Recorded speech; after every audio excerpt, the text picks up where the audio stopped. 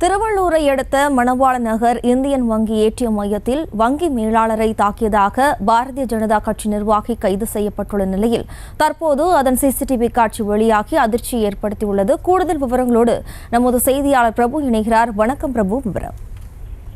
வணக்கம். திருவள்ளூர் அடுத்த மணவாள நகர் பகுதியில் பிரபல இந்தியன் வங்கி செயல்பட்டு வருகிறது.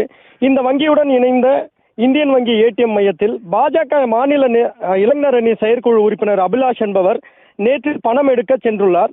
அப்போது அந்த ஏடிஎம் மையத்தில் டெல்லியிலிருந்து வந்திருந்த ஏடிஎம் சர்வீஸ் என்ஜினியர்கள் ஏடிஎம் இயந்திரத்தில் ஏற்பட்ட பழுதை நீக்கும் பணியில் மேற்கொண்டு இருந்தனர்.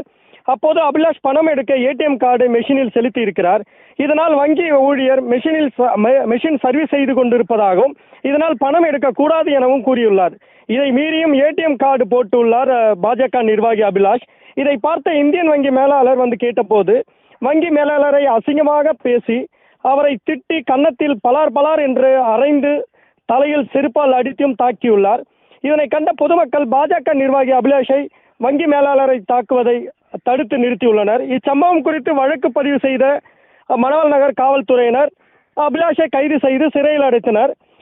தற்பொழுது பாஜக நிர்வாகி இந்தியன் வங்கி மேலாளரை தாக்கிய வழக்கில் கைது செய்யப்பட்டு சிறையில் அடைக்கப்பட்டுள்ள நிலையில் இந்தியன் வங்கி மேலாளரை பாஜக நிர்வாகி கன்னத்தில் பலமுறை அறைந்து ஆக்ரோஷமாக தாக்குவதுடன் வங்கி மேலாளரின் தலையில் செருப்பால் அடிக்கும் கண்காணிப்பு கேமரா பதிவுகள் வெளியாகி தற்பொழுது திருவள்ளூர் பகுதி மட்டுமல்லாமல் தமிழகம் முழுவதும் பெரும் அதிர்ச்சியை ஏற்படுத்தியுள்ளது.